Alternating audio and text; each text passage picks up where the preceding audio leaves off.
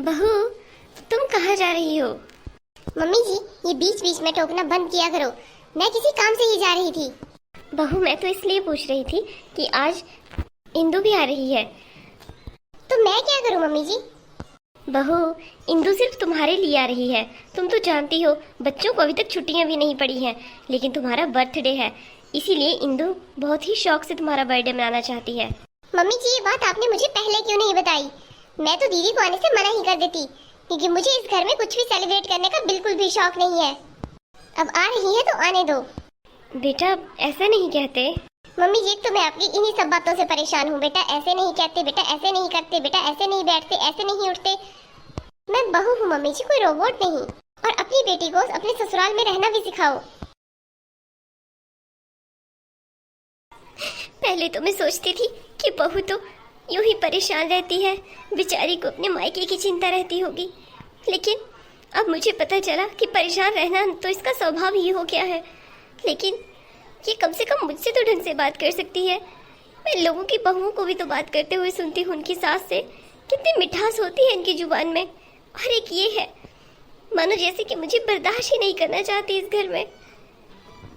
मुझे तो कभी ये भी याद नहीं है कि बहू ने कभी 2 पल मेरे साथ प्यार से बैठकर बातें की हो, या फिर मेरे साथ कभी हंसकर बात की हो। हमेशा बस उल्टे सीधे इल्जाम ही लगाए हैं मुझ पर। मैं तो ये सब बातें अपनी बेटी को भी नहीं बता सकती।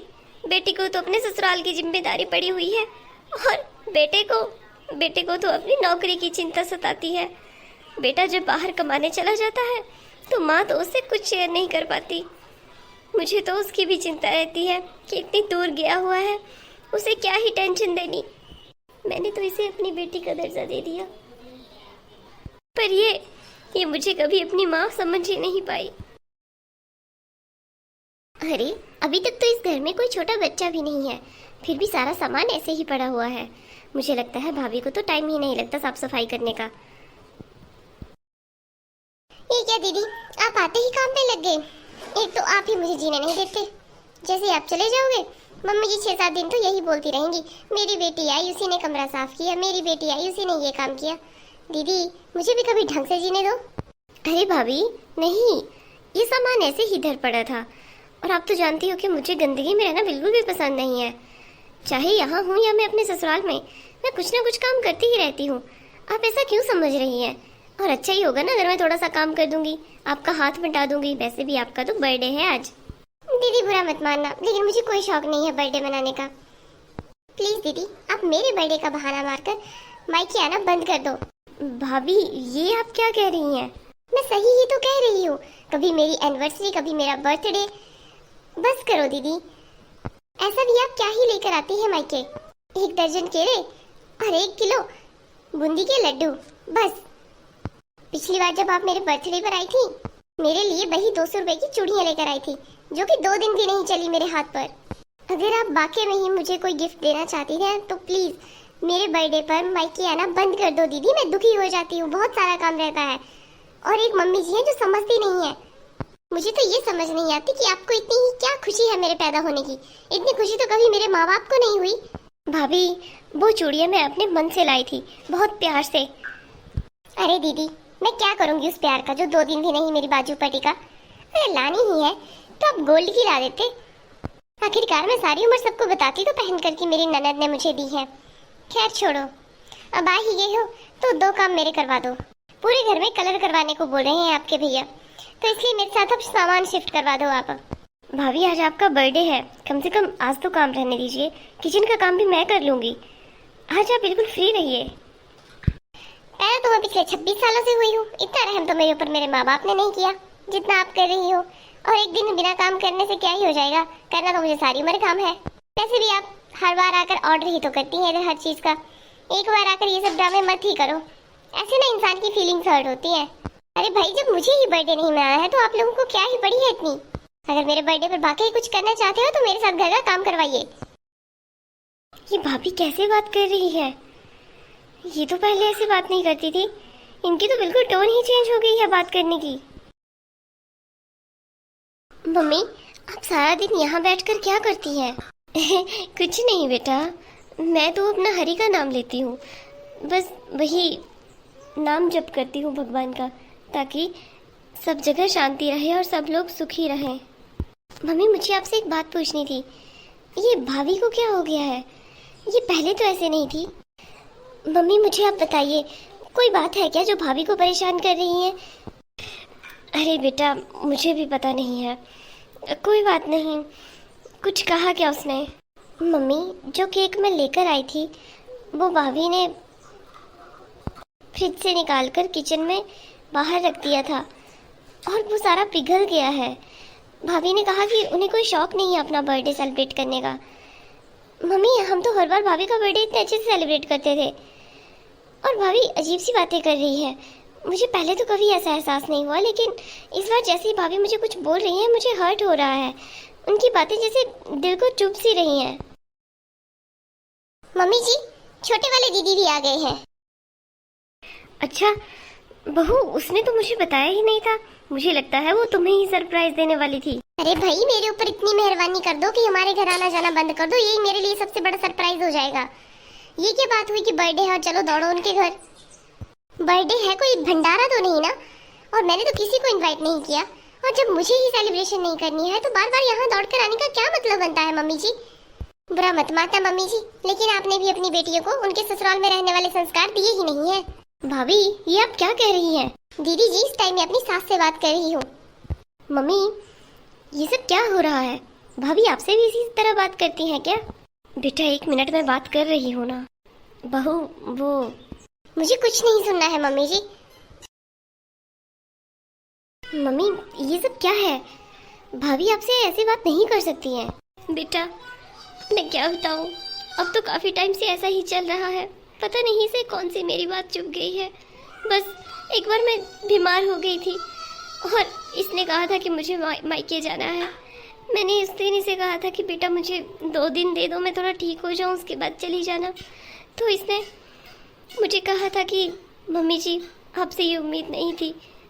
आप भी बाकी सासों की तरह ही निकली कि मेरे मायके जाने के टाइम बीमार हो पड़ी और ये ड्रामा करने लग गई। बस बेटा, उसी दिन से घर का यही माहौल है कि बार बार मुझे हर बात के ताने देती रहती है और मैं किसी से नहीं बताती हूँ। बेटा, मैंने कभी तुम में और इसमें कोई फर्क नहीं समझा। मम्मी, ये बात आपने भैया से बताई? नहीं बेटा, मैं उसकी शादीशुदा जिंदगी में आग नहीं लगाना चाहती। मैं तो बर्दाश्त कर लूंगी जैसे तैसे, लेकिन उससे ये बर्दाश्त नहीं होगा कि मेरी बीवी मेरी माँ के साथ ऐसे व्यवहार करती है। देखो बेटा, मैं तुम दोनों को आने के लिए मना नहीं कर रही हूँ, लेकिन कोशिश किया करो कि जब तुम्हारे भैया घर पर हो तभी आना। मम्मी, हमें कितना शौक था भाभी का बर्थडे सेलिब्रेट करने का, लेकिन भाभी ने सब मिट्टी में मिला दिया। मम्मी, आप रोना बंद करो और मुझे एक बात बताओ, भाभी आपकी सेवा तो करती है ना? आपको टाइम से खाना तो देती है ना? नहीं बेटा, वो सेवा तो करती है, लेकिन उसने मुझ में और बाहर बांधे हुए कुत्ते में कोई फर्क नहीं समझा है। जैसे उसको खाना डाल देते हैं वैसे मुझे भी मुंह पे खाना रख देती है। मेरा मतलब मुंह के आगे। बस खाऊं या ना खाऊं, इसे कोई मतलब नहीं। बेटा, मैंने उस दिन कोई ड्रामा नहीं किया था, मैं सच में बीमार हुई थी। अच्छा चलो, भाभी से बात करने की कोशिश करते हैं और आप रोना बंद कीजिए। अरे दीदी, मुझे मत समझाओ, आपकी भी तो सास है घर में, आपको भी तो पता ही होगा कि कैसे ड्रामे करती होगी वो। बस मम्मी की भी वही हाल है। मम्मी अच्छी माँ तो बन गई, लेकिन अच्छी सास नहीं बन पाई। मुझे मम्मी से ये उम्मीद नहीं थी कि 2 बेटियों को भेजने के बाद मम्मी अच्छी सास नहीं बन पाएंगी। और दीदी, इसमें मैंने गलत ही क्या कह दिया? मुझे भी अपने लिए थोड़ा टाइम चाहिए होता है, और मेरा बर्थडे है तो मैं घर में क्यों सेलिब्रेट करूं? मेरे भी तो कॉलेज फ्रेंड है, मैं बाहर जाकर सेलिब्रेट करूंगी ना। और हाँ मम्मी जी, आप भूल कर भी ये बात अपने बेटे से मत बता देना, और दीदी आप भी, नहीं तो मैं इस घर को छोड़ने में 5 मिनट भी नहीं लगाऊंगी। भाभी, आप ऐसा मत कहिए। देखो दीदी, जैसे मैं अपने ससुराल में खुश हूँ, मुझे लगता है आप दोनों को भी उधर ही खुश रहना चाहिए। खुशी का बहाना ढूंढने बार बार मायके आना बंद करो। मैं आप दोनों को ही बोल रही हूँ, बार बार बहाने मारकर मायके आना बंद करो, और कम से कम मेरा बहाना तो मत ही मारा करो। अगर तुम दोनों चाहती हो कि तुम्हारे भाई का घर अच्छे से बसे, तो प्लीज दीदी प्लीज यहाँ बार बार आना बंद करो। और अगर हाँ, आपको मम्मी की इतनी ही याद आती है ना, तो मम्मी को साथ लेकर चले जाओ। बेटा, तुम दोनों यहाँ से चले जाओ, और अगर जब भी मेरी याद आए तो मुझे कहीं बाहर बाजार में या कहीं पार्क में बुला लेना, पर यहाँ मत आना। पर मम्मी हम अपना मायका तो नहीं छोड़ सकती। सही कहा है किसी ने, अगर भाभी अच्छी हो तो मायका कभी नहीं छूटता, और अगर ऐसी भाभी मिल जाए तब तो इतनी कम उम्र में ही ननद का मायका छूट जाता है। बेटा जाने को तो मैं तुम्हारे साथ चल पड़ूं, लेकिन मुझे चिंता तो अपने बेटे की है। उससे तो ये चीजें बर्दाश्त ही नहीं होगी, और मैं नहीं चाहती कि जब उसे ये पता चले कि मैं अपनी बेटियों के साथ रह रही हूँ तो उसे दुख हो। लेकिन मम्मी ये तो सरासर गलत है। गलत करना तो गलत है, लेकिन गलत सहना भी गलत है। मम्मी आप मेरे साथ चलें। नहीं बेटा, मैं यही ठीक हूँ। दीदी मुझे बहुत दुख हो रहा है, भाभी ऐसा कैसे कर सकती है? अरे छुटकी, कम से कम तू तो रोना बंद कर। ऐसे समय में दिमाग से काम लेते हैं। तुम जानती हो कि इस टाइम मम्मी भी बहुत दुखी है, और अगर तुम भी ऐसे रोने लगोगी तो मम्मी को और दुख लगेगा। अब ये हमारी जिम्मेदारी है कि हम मम्मी को कैसे खुश रखें। दीदी मायका छूटने का मुझे बहुत दुख हो रहा है। अरे किसने कहा तुम्हें कि तुम्हारा मायका छूट गया? मायका तो माँ से होता है ना, और माँ हमारी अभी है। कभी न कभी तो भाभी को समझ आ ही जाएगी, और तुम चिंता मत करो। मैं पूरी कोशिश करूंगी कि भाभी को जल्दी ही समझ आए। हेलो दोस्तों, आपको हमारी वीडियो कैसी लगी कमेंट बॉक्स में जरूर बताएं। हम इसका नेक्स्ट पार्ट लेकर आएंगे, अगली स्टोरी नेक्स्ट पार्ट में दिखाएंगे। मिलेंगे अगले वीडियो में।